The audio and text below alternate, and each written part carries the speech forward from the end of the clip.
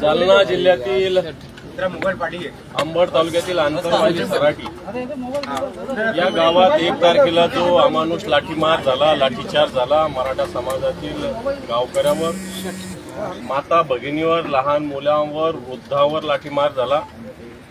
हा लाठीचारचा आदेश नेमका कोणी दिला? मुख्यमंत्र्यांनी दिला, 2 उपमुख्यमंत्र्यांनी दिला, कोणीही या स्वीकारत नाही। पण प्रशासनाने स्वतः हा निर्णय घेतला का एवढा मोठा? आणि ज्यांनी अशा पद्धतीने आदेश दिला त्याच्यावर कारवाई करावी ही पहिली मागणी आज आमच्या शिवसेनेचा शिष्टमंडळ माननीय आदित्यजींच्या नेतृत्वाखाली आम्ही सगळे भेटलो। आणि हे अशा पद्धतीने लाठीचार्ज होत असताना जी मागणी घेऊन मनोज जरांगे पाटील हा एक मराठा समाजातील एक लढाऊ तरुण बसलेला आहे। या भूमिकेकडे दुर्लक्ष करून ज्या पद्धतीनं पोलिसांनी जवळपास 300-350 लोकांना जखमी केलं, घरात घुसून महिलांना मारलं, लहान मुलांना मारलं। आणि सगळ्यात आधी यांच्यावर कारवाई करावी, जर एसपी याच्यात जबाबदार असेल तर त्याला बडतर्फ करावं, अशा प्रकारची मागणी शिवसेनेच्या शिष्टमंडळाने राज्यपालांना भेटून केली आहे।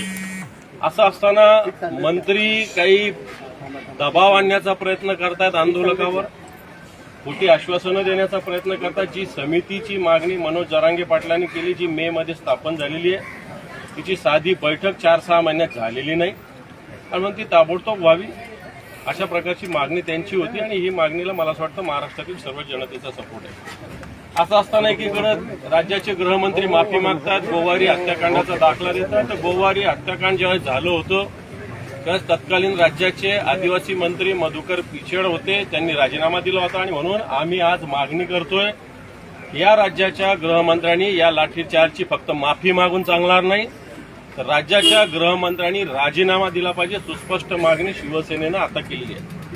असं होत असताना मुख्यमंत्री या राज्याचे वेगवेगळ्या घोषणा करतात। सारथीसाठी 2200 कोटी रुपये दिले, ही सगळी माहिती घेतली। 34 कोटी रुपये फक्त सारथीसाठी मराठा समाजातील विद्यार्थ्यांसाठी आतापर्यंत दिलेले आहे। आणि म्हणून मोठ्या घोषणा केल्या जातात। जे लोक राणा भीमदेव थाटात सांगत होते की आमचं सरकार येऊ द्या, 4 दिवसात रिझर्वेशन देऊ, 15 दिवसात रिझर्वेशन देऊ, परंतु आज गावोगाव मराठा समाजातील तरुण पेटलेले, यांना सगळ्या समाजातून सपोर्ट मिळतोय। आणि म्हणून हे आंदोलन थांबवायचं असेल तर आत्ताच्या घडीला काल परवा काही सरकारमधल्या लोकांनी उद्धवजी ठाकरे साहेबांच्या सरकारचा उल्लेख केलेला आहे। आणि म्हणून मला असं वाटतं आज जर त्या पद्धतीनं उल्लेख उद्धवजी ठाकरे साहेबांचा होत असेल तर आजच्या सरकारला आम्ही आवाहन करतो की आपण वट हुकूम काढा आणि मराठा समाजाला आरक्षणाचा निर्णय घ्या। पार्लमेंटचं अधिवेशन स्पेशल सेशन सुरू होतंय। दिल्लीमध्ये ज्यावेळेस प्रशासकीय नियुक्तीचा अधिकाराचा प्रश्न आला तर 2 महिन्यात सरकारने कायदा केला।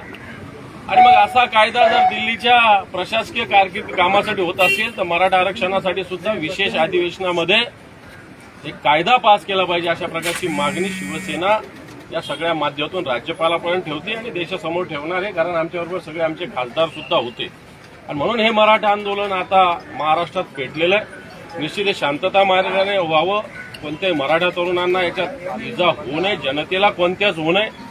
आणि म्हणून या आंदोलन भरकटण्याचा प्रयत्न सुद्धा काही सरकारमधील मंत्री करतात, वेगवेगळ्या पद्धतीनं आमिष प्रलोभनं दाखवतात, परंतु आता मराठा समाज याच्यात काही ऐकणार नाही।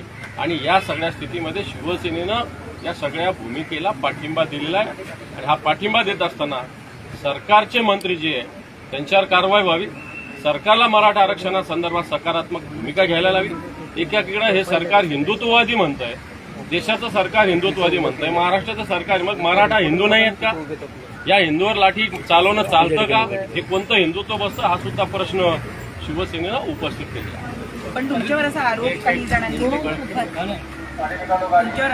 लोकांनी केलेला आहे की ज्या शिवसेना उबाठा पक्षानं अनेक मराठा आमदारांना संपवलं, नेत्यांना संपवलं, तेच आज मराठ्यांची भूमिका घेऊन इथे येतात। मी एक मराठा माणूस आहे, शिवसेनेत जातपात मानत नाही, पण मी सुद्धा एक मराठा आहे। त्यामुळे शिवसेनेनं जर असं केलं असं एक सर्वसामान्य ग्रामीण भागातील व्यक्तीला इथं बसवलं नसतं। त्यामुळे जे कोणी स्वार्थी लोक म्हणत असतील स्वतः जातीचा, मला काही जातीचा वापर करण्याची गरज नाही, कारण मी शिवसेना जातपात मानत नाही। शिवसेना प्रमुखाचा विचार. परंतु तुम्ही जर तसं काढत असाल तर मी एक मूर्तिमंत उदाहरण त्याच्यात आहे. आणि बाकीचे लोक जातीपातीचा वापर करत असाल तर ते स्वार्थासाठी करत असतील. आणि म्हणून नुसतं मराठा म्हणल्याने मराठा होत नाही, त्याच्या मनगटात रग पण पाहिजे, त्याच्यात दम पण पाहिजे. आणि म्हणून काही लोक नुसते स्वतःला मराठा म्हणत असतील पण त्यांच्या मनगटात गद्दारी जर घुसली असेल तर ते मराठी नाही. मराठवाड्यात मराठा समाजाला कुणबी प्रमाणपत्र देण्यात यावं त्या संदर्भात अहवाल मागवलेला आहे सचिवांना. तर असं होऊ शकतं का? म्हणजे मराठवाड्यातल्या मराठ्यांना कुणबी प्रमाणपत्र जरा सगळ्यांनी हा प्रश्न समजून घेतला पाहिजे. कुणबी मराठ्यांनाच कुणबी म्हटलं जातं. कोकणात असेल, विदर्भात असेल, उत्तर महाराष्ट्रात असेल आणि मराठवाड्यात सुद्धा असेल.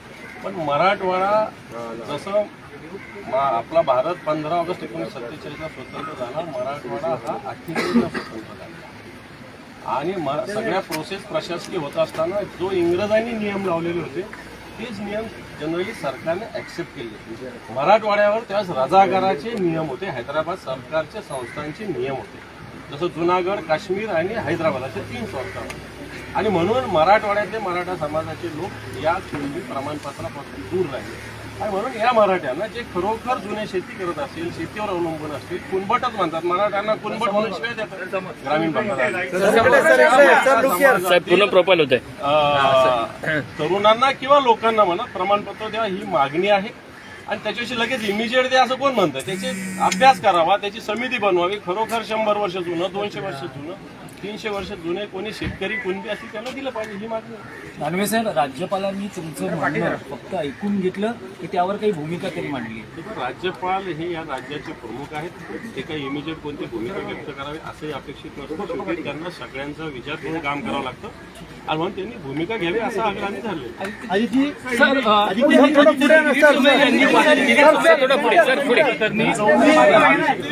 आदित्यजी, देवेंद्र फडणवीस आणि एकनाथ शिंदे यांच्या राजीनाम्याची मागणी तुम्ही राज्यपालांकडे केली का आणि का केली? नक्कीच. आपण पाहिलं असेल ज्या दिवशी लाठीचार्ज झाला लगेच दुसऱ्या दिवशी उद्धव साहेब स्वतः अनेक शिवसेनेचे जे आमचे कार्यकर्ते असतील, नेते असतील, तिथे जाऊन भेट देऊन आले. महत्वाची गोष्ट हीच आहे की जिथे हरिपाठ चाललेला, मंदिराच्या बाजूला हे उपोषण चाललेलं, सरकार आपल्या दारी हा कार्यक्रम तिथे घ्यायचा म्हणून लाठीचार्ज केला गेला. बरं, असंही नव्हतं की लाठीचार्ज करण्याची काही गरज होती. दुसरी गोष्ट ह्याच्यात प्रामुख्याने जी पुढे येत असते ती ही असते, 2.5 वर्ष आम्ही पण जवळून सरकार पाहिलेलं आहे, मुख्यमंत्री कार्यालय कसं चालतं हे देखील मी पाहिलेलं आहे. आणि जर असा महत्वाचा विषय असेल, सेन्सिटिव्ह विषय असेल, कुठचंही आंदोलन जेवढं सेन्सिटिव्ह असतं ह्या आंदोलन एवढं, कधीही पोलीस विचारल्याशिवाय लाठीचार्ज किंवा ते उठवायला जाणार नाहीत हे मी तुम्हाला खात्री पटवून देऊ शकतो. कारण महत्वाची गोष्ट हीच असते की अशा आंदोलनांमध्ये असेल, कधी लाठीचार्ज केला, कधी उठवायला गेलं तर आजूबाजूचा जो कायदा सुव्यवस्थेची जी परिस्थिती असते ती बिघडू शकते. ती परिस्थिती बिघडू नाही म्हणून मुख्यमंत्र्यांकडून असेल, गृहमंत्र्यांकडून असेल आदेश घेतले जातात. आता ह्या सगळ्यांमध्ये जे सांगितलं जातं की आम्ही आदेश दिलेच नाहीत, आम्ही आदेश दिलेच नाहीत, असं जर असेल तर खरं म्हणजे मग सरकार चाललंय कसं? आणि आज मी राज्यपाल महोदयांना विनंती केली की मुख्यमंत्री जे घटनाबाह्य त्यांना बोलून जरा समज द्यावी की प्रशासन चालतं कसं आणि राज्य चालवायचं कसं. कारण सगळीकडेच असा अंधाधुंदी कारभार आपल्याला दिसत आहे. महत्वाची गोष्ट हीच राहते की आज आपल्या राज्यामध्ये एक मुख्यमंत्री घटनाबाह्य, गद्दार आणि 2 उपमुख्यमंत्री, ह्या तिघांमध्ये खरे जनरल डायर कोण आहेत ज्यांनी हे आदेश दिले हे लोकांसमोर येणं गरजेचं आहे. कारण होणार काय तुम्हाला आत्ताच सांगतो मी, चौकशी बसवली जाणार जसं खारघरमध्ये बसवलेली आहे, त्याच्यावर अजून काही कारवाई पुढे झाली नाही काय, तो रिपोर्ट आला नाही. पण रिपोर्ट जेव्हा येईल तेव्हा एखाद्या IAS किंवा IPS अधिकाऱ्याला दोषी धरलं जाईल, सस्पेंड केलं जाईल आणि ज्यांनी लाठीचार्ज केलं त्यांच्यावर कारवाई होईल. पण ज्यांनी आदेश दिले त्या सरकारमधून त्यांना कुठेही काही होणार नाही. हे ह्या महाराष्ट्राचं दुर्दैव. आणि म्हणून पुन्हा एकदा मी सांगतो की आज आम्ही शिष्टमंडळ घेऊन राज्यपाल महोदयांना भेटलो, त्यांच्याकडून पुढे कारवाई होईल ही अपेक्षा आहे. पण हे सगळं होत असताना घटनाबाह्य मुख्यमंत्री जर थोडी लाज उरली असेल तर राजीनामा द्यावा, कारण असं सरकार चालत नाही. आणि हे आम्हाला माहितीच नव्हतं, हे आम्ही केलंच नाही असे जे सांगतायत त्यांनी सरकार कसं चालतं ह्याची थोडं शिक्षण घ्यावं.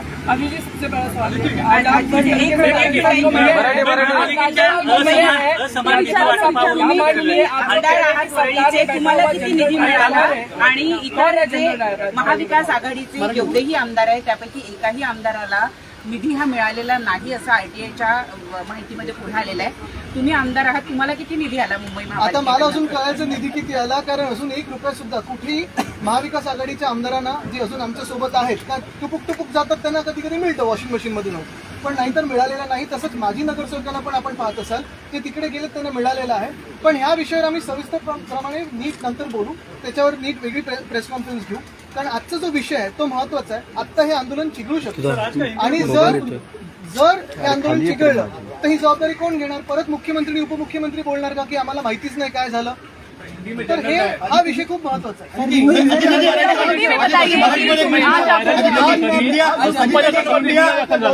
आता एकच तुम्हाला सांगतो, एक मिनिट, आज तुम्हाला सांगतो, जसं आज तुम्ही हा विषय घेतलेला आहे प्रेसचा, तसं अजून एक विषय खूप महत्वाचा आहे. तो म्हणजे मला वाटतं मणिपूरच्या रिपोर्टिंगवर एडिटर्स गिल्डच्या लोकांवर केसेस झालेले आहेत. म्हणजे मी 1 वर्ष सांगतोय तुम्हाला की ह्या देशातली लोकशाही संपलेली आहे. जेव्हा आधी राजकारण्यांना सतवलं जायचं, तसं आता तुम्हाला पत्रकारांना देखील सतवलं जाणार का? तर तुम्ही जे आहे ते दाखवता म्हणून. इंडियाचा भारत नाव करण्याचं चाललेलं आहे. केंद्र सरकार त्या बाबतीत एक बिल आणण्याची शक्यता आहे. काय तुमची? नाही, हे मी कालच ट्विट केलेलं आहे की हा भारत जोडोचा इम्पॅक्ट आहे, आमच्या इंडिया अलायन्सचा इम्पॅक्ट आहे. एवढंच एक दुर्दैव आहे आपल्या देशाचं की राजकीय जी काही पावलं उचलायची असतात हे केंद्र सरकार देशाला धक्का लावून राजकीय पावलं उठवत आहे. तरी देखील इंडिया असेल, भारत असेल, मूळ मुद्दा हाच राहतो की ज्या मणिपूरमध्ये ज्या महिला आपण पाहता ज्याच्यावर अत्याचार झाले त्या पण भारतवासीच आहेत. जे काश्मीरी पंडित अजूनही काश्मीरमध्ये जायचं त्यांना ते पण भारतवासीच आहेत.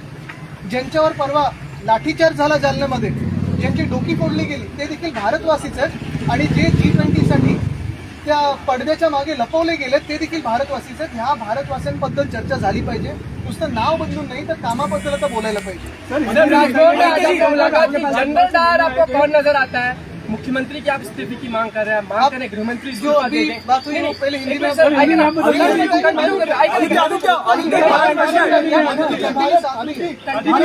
भारत का नाम मैंने वो बोल दिया कि